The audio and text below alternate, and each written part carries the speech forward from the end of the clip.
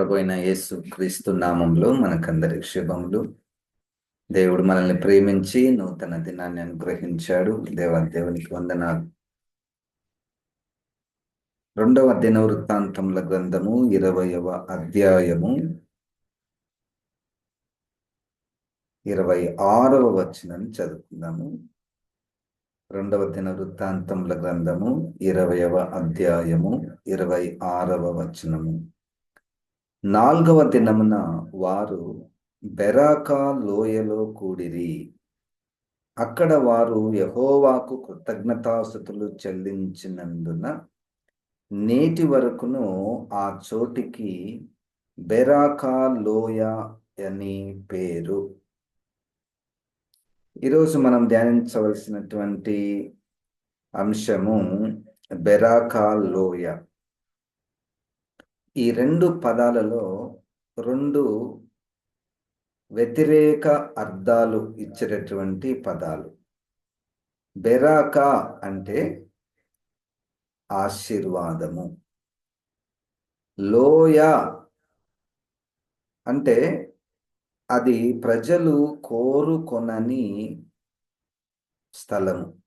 In general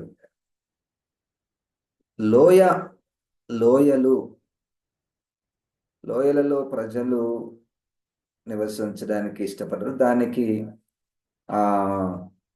వ్యతిరేక పదం ఏంటంటే ప్లెయిన్స్ అంటారు. అంటే విశాలమైనటువంటి ప్రదేశాలలో ప్రజలు నివసించడానికి ఇష్టపడతారు. లోయ అన్నటువంటిది కొన్నిటికి అది చాలా మంచిది. లోయలో నీళ్లు ప్రవహిస్తాయి కాబట్టి అక్కడ సారవంతమైనటువంటి ఒక భూమి ఏర్పడుతుంది. సో అది ఒక మంచిది. చాలాసార్లు బైబిల్లో ఈ లోయలను గురించి మనము ధ్యానం చేస్తే యుద్ధాలు లోయలలో జరిగేటటువంటివి. లోయలలో యుద్ధాలు జరగడానికి గల కారణం ఏంటంటే, ఒక్కసారి రెండు గుంపుల వారు ఆ లోయలో దిగితే ఇక అంత తొందరగా పారిపోవడానికి, తప్పించుకోవడానికి అవకాశం ఉండదు. ఉదాహరణకు మనము తలుపులేసి 2 వ్యక్తులు పోట్లాడుకొనుట అంటే ఆ లోయ అన్నటువంటిది అంత వెలుగు రానటువంటి ప్రాంతము, అంటే ఒక చీకటి ప్రాంతము. దానిలో కొన్ని ఉపయోగకరమైనటువంటి ఉన్నప్పటికీ లోయ అన్నటువంటిది ప్రజలు కోరుకొననటువంటి విషయము. దానికి ఆపోజిట్ ఏంటంటే బెరాకా అంటే బ్లెస్సింగ్, అంటే ఆశీర్వాదము. ఇప్పుడు దీనికి ఒక ప్రాంతానికి అక్కడ వారు కృతజ్ఞతాస్తుతులు చెల్లిస్తున్నారు కనుక ఆ ప్రాంతానికి బెరాకా లోయ అని పేరు పెట్టబడింది. ఇప్పుడు లోయ అనే దానికి ఇక్కడ ఈ 20వ అధ్యాయంలో మనం చూస్తే ఈ లోయ ఏంటంటే ఒక శత్రువు. 20వ అధ్యాయంలో శత్రువు మనకు కనపడుతున్నాడు. అది మనకు 1వ అధ్యాయం 1-2 వచనాలలో ఆ శత్రువులు ఎవరంటే, ఇదైన తర్వాత మోయాబీయులను, అమ్మోనీయులను, మెయోనీయులలో కొందరును దండెత్తి యెహోషాపాతు మీదికి వచ్చిరి. అంతలో కొందరు వచ్చి సముద్రము ఆవల నుండి సిరియనుల తట్టు నుండి గొప్ప సైన్యం ఒకటి నీ మీదికి వచ్చుచున్నది, చిత్తగించుము. వారు హససోంతామారు అను ఎన్గెదిలో ఉన్నారని యెహోషాపాతునకు తెలియచేసిరి. 3 గుంపుల వారు, 3 దేశాల వారు శత్రువులుగా వస్తున్నారు. మనము ఈ పాఠం వింటున్నప్పుడు మన జీవితాల్లో లోయ అనుభవాలు అంటే శత్రువు అనుభవాలు, శత్రువు యొక్క బలము అనుభవాలు గుర్తుకొస్తున్నాయి. 10వ వచనంలో, ఇశ్రాయేలు ఐగుప్తుల నుండి వచ్చినప్పుడు నీవు వారిని అమ్మోనీలతోనూ మోయాబీలతోనూ సేయీరు మన్య వాసులతోనూ యుద్ధము చేయనీయలేదు గనుక ఇశ్రాయేలు వారిని నిర్మూలం చేయక వారి యుద్ధం తొలగిపోయిరి.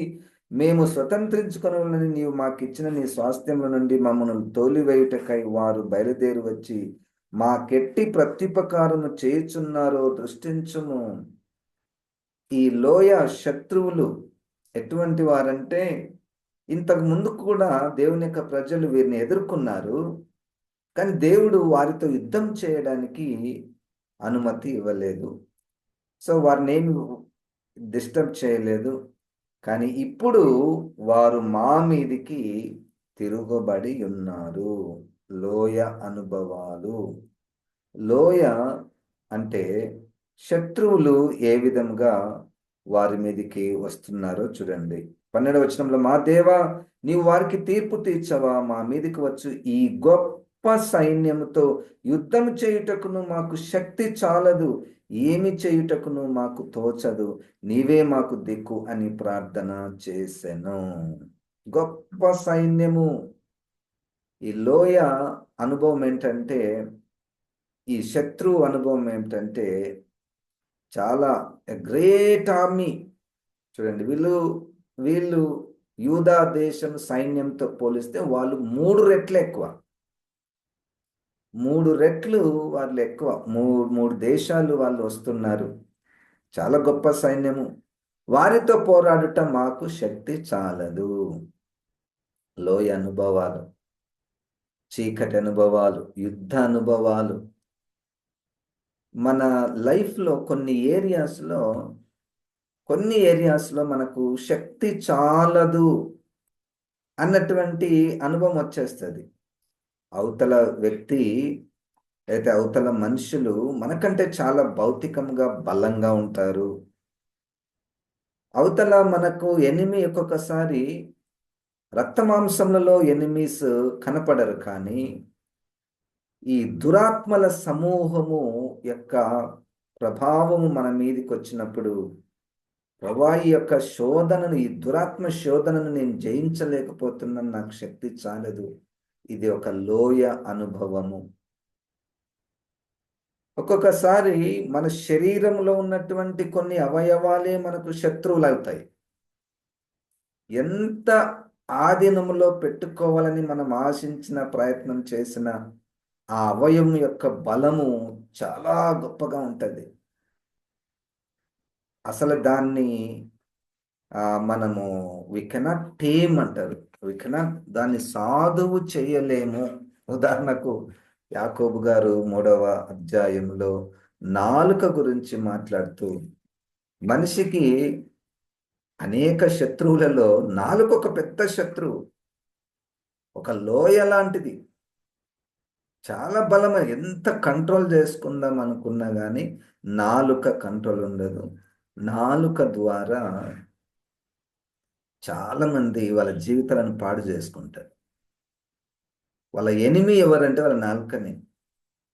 నా శత్రువు ఎవరంటే నా నోటి మాటనే. ఒక్కొక్క మాట ద్వారా ఎంతో మందిని బాధ పెట్టవచ్చు, ఎంతో మందికి కొట్లాటలు పెట్టవచ్చు కదండి. కొట్లాటలు జరుగుతాయి. కనుక ఈ లోయ లాంటి శత్రువులు, ఎఫెసీ పత్రికలో 2వ అధ్యాయంలో అక్కడ 4 శత్రువులను గురించి రాస్తారు. ఒకటి శరీరము, రెండవది మనస్సు, మూడవది ఈ దురాత్మలు, నాలుగవది అక్షరము అంటే ధర్మశాస్త్రం. కనుక ఇప్పుడు లోయ లాంటి శత్రువులు మనల్ని చుట్టుముట్టినప్పుడు, ఇప్పుడు బెరాకా, బ్లెస్సింగ్కా, how this valleys have turn into Beracah, experiences of Beracah. ఆ బ్లెస్సింగ్గా ఏ విధంగా అది టర్న్ అయిపోయింది, దాని వైపు తిరిగింది. ఈ శత్రువుల నుండి మనము శత్రువుల నుండి తప్పించుకొనుటలో ఇప్పుడు ఈ శత్రువు not only for an individual, ఈ శత్రువు గుంపుకు, దేవుని ప్రజల గుంపుకు వచ్చేసింది. అంటే ఇప్పుడు మన భాషలో మనం మాట్లాడుతున్న సమయానికి సంఘానికి శత్రువు, సంఘానికి ఒక లోయ అనుభవము. లోయలో ఉంటే ఈ పక్క కొండ, ఆ పక్క ఒక కొండ ఉంటుంది, మన మధ్యలో కింద లోతులో ఉంటాం. చాలా భయం అయిపోతుంది ఊహించుకుంటేనే. కొంతమంది అక్కడ కూడా నివసిస్తారు. ఏదైనా వరదలు వస్తే, లోయలకు వరదలు వస్తే అంత తొందరగా తప్పించుకోవడానికి రాదు. ఎవరైనా శత్రువు వచ్చినా కానీ అంత తొందరగా తప్పించుకోవడానికి రాదు. ఎప్పుడు కూడా it is prone to be hazardous situations, dangerous situations, లోయ అనుభవాలు.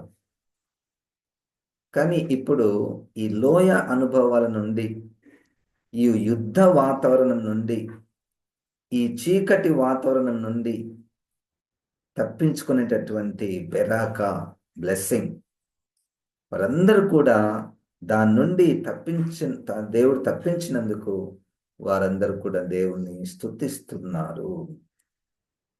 ఇప్పుడు ఈ లోయ నుండి ఆశీర్వాదమునకు రావడంలో వారు ఎన్నుకున్నటువంటి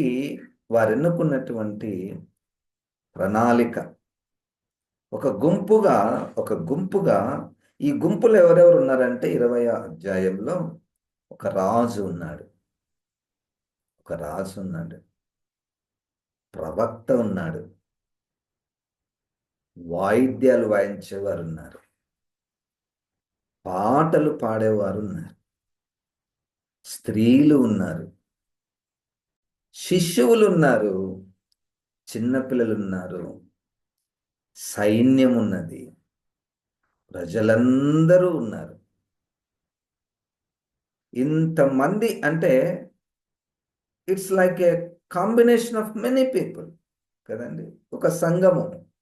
అందరూ ఈ యొక్క యుద్ధంలో, ఈ యొక్క లోయలో అందరూ పాల్గొంటున్నారు. ఇప్పుడు అందరూ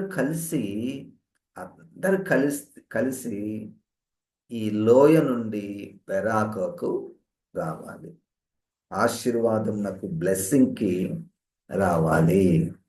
దానిలో మొట్టమొదటగా రాజు అయినటువంటి యెహోషాపాతు రాజు ఒక లీడర్ అనుకోండి. ఇప్పుడు ఈ వీళ్ళనందరూ నడిపించేటటువంటి ఒక నాయకుడు, సంఘాన్ని నడిపించేటటువంటి ఒక నాయకుడు. ఈ నాయకులు చూడండి, 3-5 వచనాలలో 20వ అధ్యాయంలో 3వ వచనంలో, అందుకు యెహోషాపాతు భయపడి యెహోవా యొద్ద విచారించుటకు మనస్సు నిలుపుకొని యూదా ఎంతటా ఉపవాస దినము ఆచరింపవలని చాటింపగా, యూదా వారు యెహోవా వలని సహాయమును వేడుకొనుటకై కూడుకొనిరి. యెహోవా వద్ద విచారించుటకు యూదా పట్టణములన్నిటిలో నుండి జనులు వచ్చిరి. ఒక నాయకుడు ఈ లోయ నుండి బెరాకాకు రావాలంటే నాయకుడు ఎన్నుకున్నటువంటి ప్రణాళిక ఏంటంటే యెహోవా యొద్ద విచారించుటకు. యెహోవా యొద్ద విచారించుటకు ఆయన తన మనస్సును నిలుపుకున్నాడు.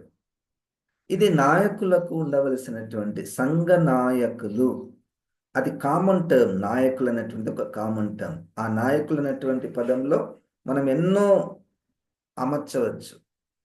అధ్యక్షులు అనొచ్చు, కాపర్లు అనొచ్చు, అపోస్తలు అనొచ్చు, డీకన్స్ అనొచ్చు, లేకపోతే సెక్రటరీస్, లేకపోతే ట్రెజరర్స్, చైర్మన్స్, డైరెక్టర్స్, ఇక ఎన్నో కోఆర్డినేటర్స్. ఈ నాయకులు అన్నటువంటి ఈ సెక్షన్ వాళ్ళు ఈ లోయ నుండి బయటికి రావాల్సినటువంటి ఆ ప్రణాళికలో దేవుని యొద్ద విచారించుటకు కూడుకొనిది. దేవునికి స్తోత్రం, హల్లెలూయా. నాకు తెలిసినటువంటి కొన్ని సంఘాల్లో ప్రతి వారంలో అన్ని కార్యక్రమాలలో ఒక కార్యక్రమం ఏమిటంటే ఆ సంఘ నాయకులందరూ కలిసి ఒక 2 గంటలు ప్రార్థన చేయుట. హల్లెలూయా! అవి ఉన్నాయి. దేవునికి స్తోత్రం. మన సంఘ నాయకులు కూడా అట్లా కూడుకుంటే చాలా చాలా బాగుంటుంది. అది వాక్యానుసారం. అది వాక్యానుసారం. సంఘానికి ఇప్పుడు సవాలు లేవా? సంఘానికి లోయ అనుభవాలు లేవా? ఏదో ఒకటి ఉండనే ఉంటుంది. ప్రతి సంఘములో ఏదో ఒకటి ఉండనే ఉంటుంది లోయ అనుభవాలు. బెరాకాలోనికి రావాలంటే ఆ నాయకులు అన్నటువంటి వారు ప్రార్థన. ఈ ప్రార్థన అన్నటువంటి దాంట్లో వాళ్ళు ఇంకొంచెము ముందుకు వెళ్ళి ఉపవాస ప్రార్థన. నాయకులు ఉపవాసం చేయుట, నాయకులు ప్రార్థన చేయుట అంటే ఆ తీవ్రతను బట్టి లేదా దేవుడు ఆశించేటటువంటి ఇంకొంచెము, ఇట్స్ నాట్ కంఫర్టబుల్ ప్రేయర్స్ కదండి. చాలా కంఫర్టబుల్గా ఏదో ఒక అప్పజెప్పినట్టు ఒకరి సమాచారం ఇంకొకరికి సమాచారం ఇచ్చినట్టు కాక, చాలాసార్లు ప్రార్థనలు we we gather the data, we gather the prayer concerns. ఎక్కడెక్కడ ఎవరెవరి ప్రేయర్ విన్నపాలు ఉన్నాయని మనం అందరం రాసుకొని ఈ లిస్ట్ని దేవునికి చెప్తాం. అయితే దీంట్లో ఇంకొక భాగం ఏంటంటే ఉపవాసముతో ప్రార్థన చేయుట. దేవునికి స్తోత్రం, హల్లెలూయా. మన సంఘాలలో నేను గమనించింది ఏంటంటే, ఎక్కువగా అన్ని సంఘాలు కాదు కానీ ఉపవాస ప్రార్థనకు స్త్రీలు వస్తారు, పురుషులు రారు. అండ్ ఇన్ ద డేస్, ఈ దినములు గడిచిన కొలది కొత్త తరముల వారికి ఏం అలవాటు చేస్తారంటే ఉపవాస ప్రార్థన అంటే స్త్రీలే చేయాలి, ఇంకా వేరే వాళ్ళు చేయకూడదు అన్నట్టు. నో, నాయకులు అన్నటువంటి వారు అందరు ఇక్కడ, శిశువులు, పిల్లలు, స్త్రీలు, పురుషులు, సైనికులు, నాయకులు, రాజులు అందరూ కూడా ఉపవాస ప్రార్థన చేయుట.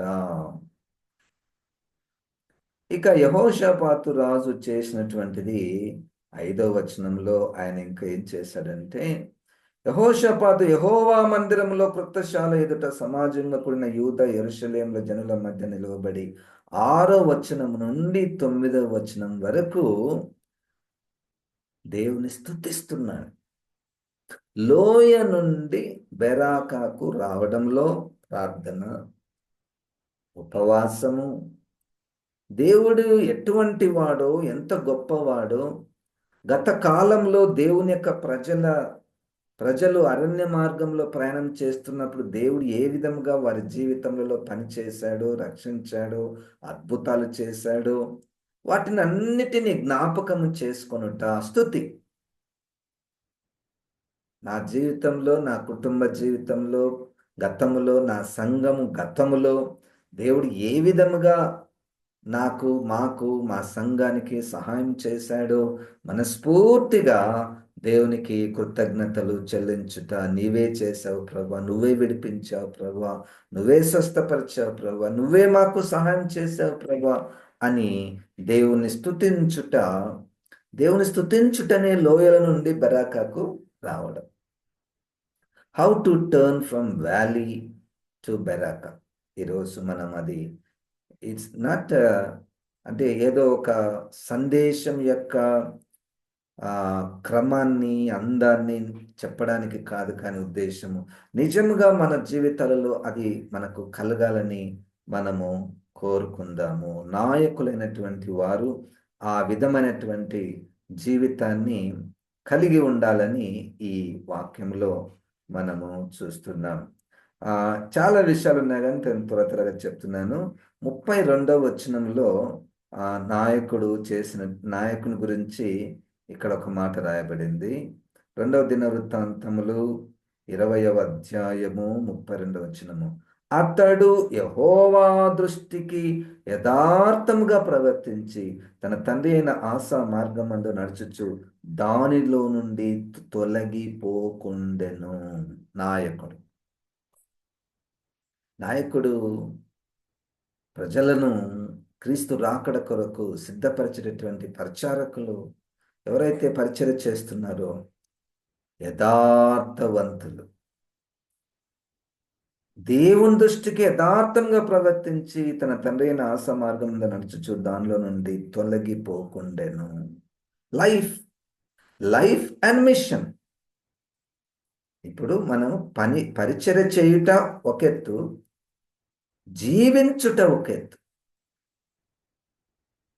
ఇది కూడా మనం చెక్ చేసుకోవాలి. ఈ మధ్యలో ఒక యవనస్తురాలు నన్ను ఒక ప్రశ్న అడిగింది, పాస్టర్ గారు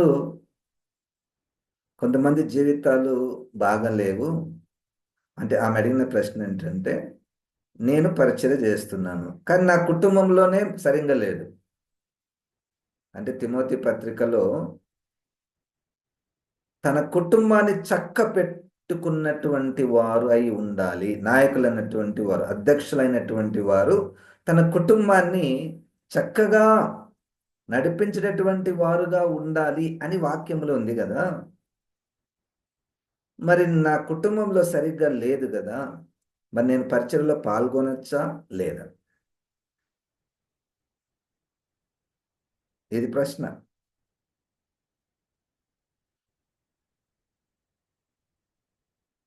ఇక్కడ యెహోషాపాతు రాజు యెహోవా దృష్టికి యథార్థముగా, అంటే లైఫ్ ఈజ్ వెరీ ఇంపార్టెంట్.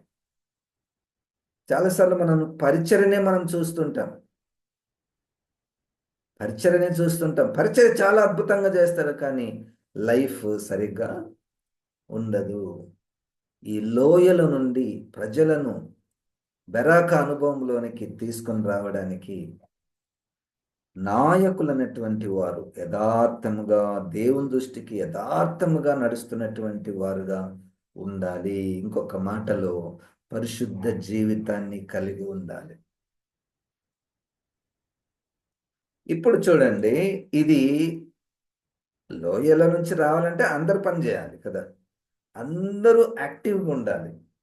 అప్పుడు ప్రజలు చూడండి 3-4 వచనాలలో మనం ఇంత కూడా చదువుకున్నాము. 20వ అధ్యాయములో 3వ వచనము 4వ వచనము. అందుకు యెహోషాపాతు భయపడి యెహోవా యొద్ద విచారించుటకు మనసు నిలుపుకొని యూదా అంతటా ఉపవాస దినం ఆచరింపాలని చాటింపగా యూదా వారు యెహోవాని సహాయమును వేడుకొనుటకై కూడుకొనిది.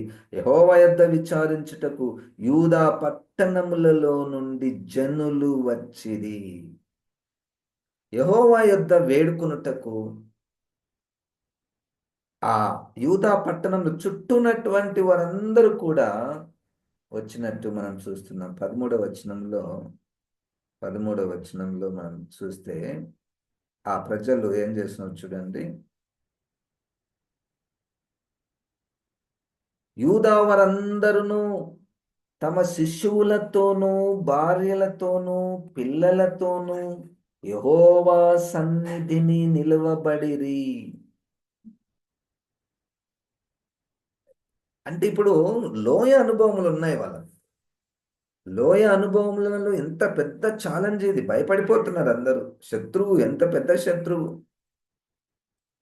లోయ అనుభవాల నుంచి రావాలంటే అందరూ ప్రయాణాలు కట్టుకొని ప్రయాణాలు. ఇప్పుడు యెరూషలేం పోతారు చాలా మంది. Jerusalem, why they go for to Jerusalem? ఇప్పుడు యెరూషలేంకి ఎందుకు పోతారు, ఇప్పుడు ఇజ్రాయెల్కి ఎందుకు పోతామంటే చూడడానికి పోతాం. కానీ అప్పుడు వారు యెహోవా యొద్ద విచారించుటకు శిశువులు, పిల్లలు, భార్యలు అందరూ కలిసి వచ్చినట్టు మనం చూస్తున్నాం. 18వ వచనంలో అప్పుడు యెహోషాపాతు సాష్టాంగ నమస్కారం చేసెను. యూదావారును యెరూషలేము కాపురస్తులను యెహోవా సన్నిధిని సాగిలపడి నమస్కరించిరి. ఇది ఇంగ్లీష్లో ఏమంటుందంటే they together bowed down to worship the lord.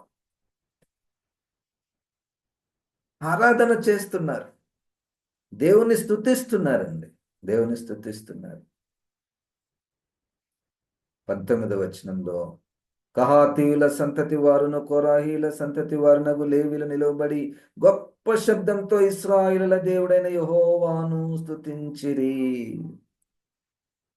ఈరోజు లోయ నుండి బెరాక అనుభవంలోనికి రావడానికి ప్రార్థన, స్తుతి, ఉపవాసము, యథార్థమైనటువంటి జీవితము కలిగి అక్కడ ఉండాలని ఈ వాక్యం ద్వారా మనము నేర్చుకోవచ్చు.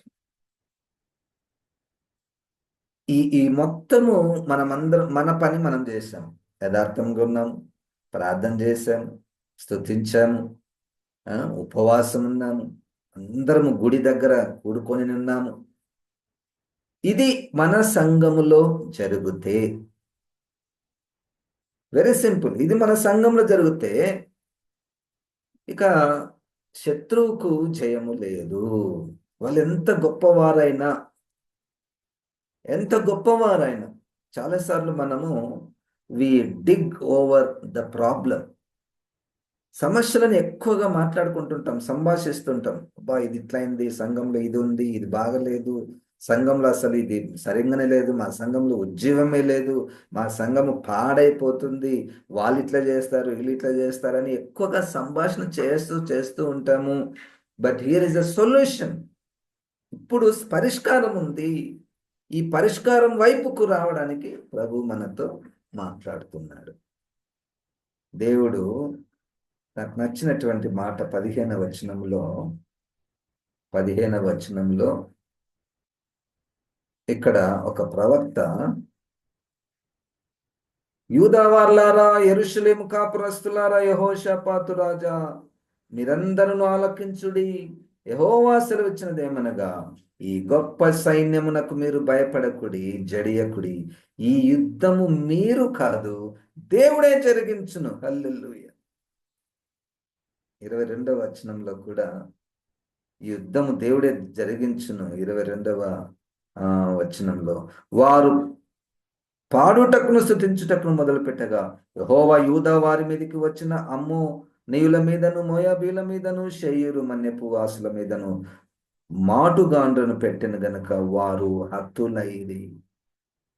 మీరు కాదు యుద్ధం చేసేది, యెహోవానే మీ తరపున యుద్ధం చేస్తాడు. మీరు ఊరకుండా ఉండండి, మీరు ప్రార్థిస్తూ ఉండండి, స్తుతిస్తూ ఉండండి, ఆరాధన చేస్తూ ఉండండి, ఉపవాసం ఉండండి. శత్రువును జయించేది మన యెహోవా. దేవునికి స్తోత్రం, హల్లెలూయా. ఈ మాట మన హృదయంలో రాయబడును గాక. యుద్ధము యెహోవాదే. ఎప్పుడు యుద్ధం యెహోవాదే? నేను యథార్థముగా మనము ఉన్నప్పుడు. ఎప్పుడు యుద్ధం యెహోవాదే? మనమందరము కూడి ప్రార్థన చేసినప్పుడు. ఎప్పుడు యుద్ధము యెహోవాదే? మనమందరం కలిసి దేవుని యొక్క గొప్పతనాన్ని, గతంలో దేవుడు ఏమేమి మన జీవితంలో చేశాడో వాటిని మనం నెమరు వేసుకొని దేవుని స్తుతించినప్పుడు యుద్ధము యెహోవా చేస్తాడు. క్రైస్తవ సంఘానికి వస్తున్నటువంటి సవాళ్లను ఎదుర్కొనే పని దేవునిది. క్రైస్తవ సంఘానికి ఉన్నటువంటి శత్రువులను ఎదుర్కొనేటటువంటి పని దేవునిది. శత్రువు కట్టెలు తీసుకొని మన మీదకి వస్తుంది, మనం కట్టెలు తీసుకొని పోదామా? నో. వారు కత్తులు తీసుకొని వస్తారు, మనం కత్తులు తీసుకొని పోదామా? పోలేము. యుద్ధము యెహోవా చేస్తాడు, ఎందుకంటే ఇది ఆయన సంఘము. ఇట్స్ నాట్ అవర్ చర్చ్, మన సంఘం కాదు ఇది, ఇది దేవుని సంఘము. కాబట్టి దేవుడే యుద్ధము జరిగించును. మనము వ్యక్తిగతంగా, కుటుంబంగా, సంఘముగా ఈ విధముగా చేస్తే బెరాకా లోయ ఆశీర్వదించబడినటువంటి లోయగా అది మారిపోతుంది. ప్రార్థన చేసుకుందాము.